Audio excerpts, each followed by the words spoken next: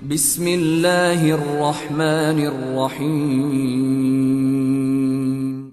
औज़ुबिल्लाहि मिनश्शैतानिर्रजीम बिस्मिल्लाहिर्रहमानिर्रहीम अस्सलामु अलैकुम वरहमतुल्लाहि वबरकातुहू। अज़ीज़ान मोहतरम, आपके सामने एक ऐसा मसला बयान करने लगे हैं जो अक्सर नौजवान पूछते हैं। और वैसे मसला एक काम जो है वो हराम काम है, लेकिन मसला बयान करने में शर्म महसूस नहीं करेंगे।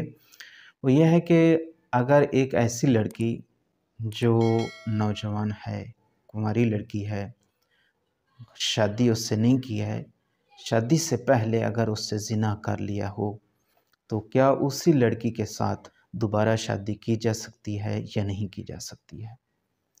तो अज़ीज़ान मोहतरम, सबसे पहले दोनों को तौबा करनी चाहिए। ये हराम फ़िल किया है और इसका बहुत बड़ा जुर्म है। और तौबा करने के बाद खुदा गफ़ूर रहीम है, माफ़ कर देगा। उसके बाद उस लड़की के साथ शादी की जा सकती है। वो लड़की उसके ऊपर हराम नहीं होती है, यानी उसके साथ शादी की जा सकती है। अस्सलामु अलैकुम वरहमतुल्लाहि वबरकातुहू।